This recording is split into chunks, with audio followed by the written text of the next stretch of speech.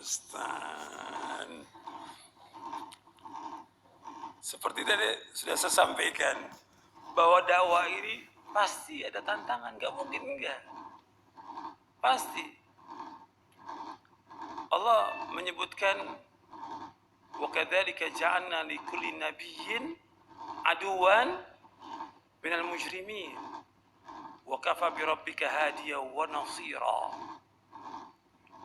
Kami jadikan setiap nabi itu ada musuhnya dari orang-orang mujrimin, tapi Allah cukup sebagai pemberi petunjuk dan sebagai penolong.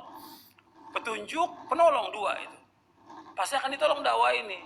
Dakwah ini mumtahan wa mansur, kata Ibnu Qayyim rahimahullah. Dakwah ini pasti diuji sama Allah.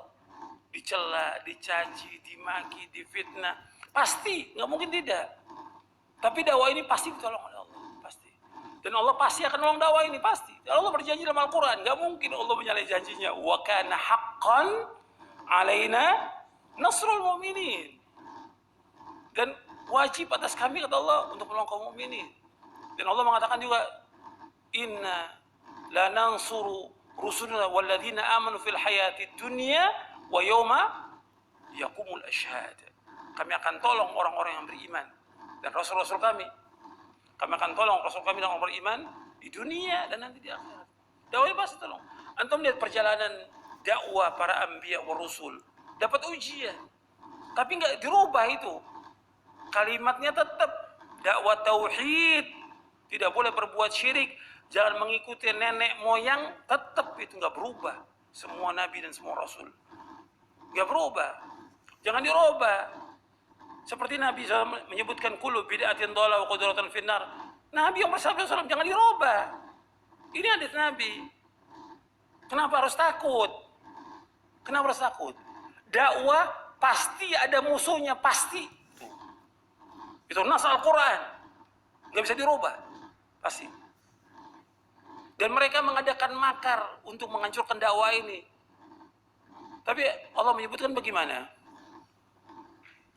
Yuriduna liyutfi'u nurallahi biafwahihim wallahu mutimmu nurihi walau karihal kafirun. Mereka berusaha dengan mulut mereka itu untuk memadamkan cahaya agama Allah. Allah akan sempurnakan agama ini, pasti. Itu harus yakin, orang beriman yakin.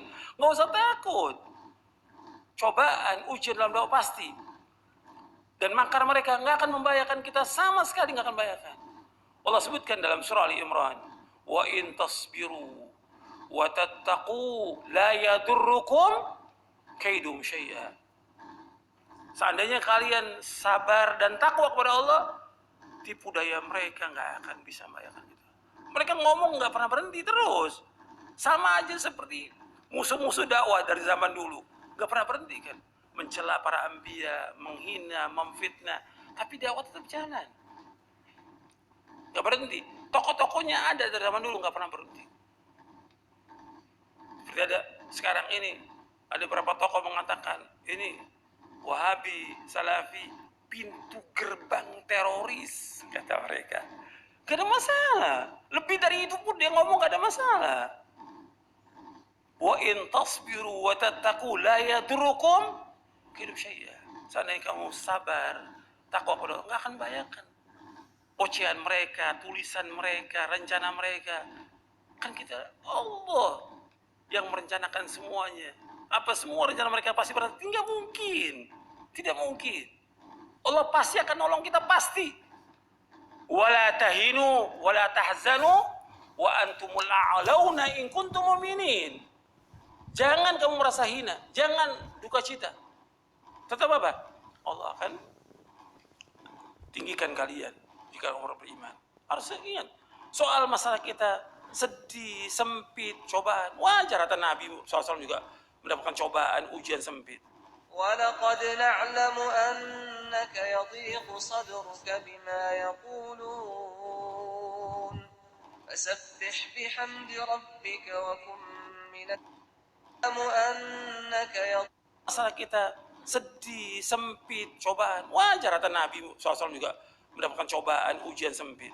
وَلَقَدْ نَعْلَمُ أَنَّكَ يَضِيقُ صَدْرُكَ بِمَا يَقُولُونَ فَسَبِّحْ بِحَمْدِ رَبِّكَ وَكُن من الساجدين واعبد ربك حتى يأتيك اليقين. Allah mengatakan, kami tahu omongan mereka itu membuat dada kamu sempit. Tapi Allah suruh apa? Disuruh banyak zikir, disuruh ibadah kepada Allah. Jangan sibukkan omongan orang yang sibukkan. Musuh-musuh ini yang nggak senang, nggak usah disibukkan, jangan dibicarakan. Dakwah jalan terus, nggak boleh berhenti sampai kita diwafatkan oleh Allah. Yang udah pasti bahwa dakwah ini pasti akan ditolong oleh Allah. Yakin pasti ditolong oleh Allah. Itu nas Al-Quran dan juga hadis Nabi yang sahih. Kita yakin dengan janji Allah, jangan takut. Dakwah ini harus berjuang menegakkan agama ini. Karena itulah para anbiya wa rasul. Antum lihat dong kisahnya para anbiya wa rasul, bagaimana susahnya, dicela, dicaci, dimaki, dihina. Bagaimana para ulama salaf. Itulah dakwah. Itulah dakwah. Tapi kita harus berjalan dan terus minta tolong pada Allah. Bahwa kita nggak punya kekuatan apa-apa kecuali Allah yang tolong. Nggak mungkin kita bisa berjalan di atas jalan yang hak ini kecuali pertolongan Allah. Dan dakwah ini nggak akan mungkin menang kecuali pertolongan Allah. Makanya para ulama salaf itu terus diintrospeksi pada dosa-dosanya, ingat takut kepada Allah. Terus mereka thalabul ilmi, nggak berhenti, dakwah jalan terus, mohon kepada Allah. Itulah Islam. Nggak seperti sekarang pada takut. Kita robah aja dah. Jangan ngomong bid'ah lagi. Terus ngomong apa lagi dong kita? Ganti yang lain. Antum mau ganti hadis Nabi dengan yang lain. Ini udah penyelewengan, penyimpangan dalam masalah manhaj ini. Makanya kalau kita berpegang teguh, insya Allah Allah akan tolong kita. Pasti Allah akan tolong. Tapi kita harus sabarin terus dalam perjalanan dakwah. Allah pasti akan tolong. Gak mungkin Allah gak tolong dakwah kita, gak mungkin sudah. Pasti tolong. Tapi mengalami cobaan, ujian. Hatta Nabi Muhammad SAW kalah dalam perang Uhud. Sampai giginya ada yang gugur, luka parah di kepalanya. Itulah cobaan. Tapi kemudian menang kan. Terus yakin bahwa Allah pasti akan menolong dakwah kita pasti. Tapi kita harus sabar. Dan terus belajar, gak boleh berhenti. Sampai kita diwafatkan oleh Allah. Mudah-mudahan yang saya sampaikan bermanfaat untuk saya dan teman sekalian. Kurang lebihnya saya mohon maaf. Wassalamualaikum warahmatullahi wabarakatuh. Subhanakallah wa bihamdik. Asyhadu an la ilaha illa anta astaghfiruka wa atubu ilaik. Assalamualaikum warahmatullahi wabarakatuh.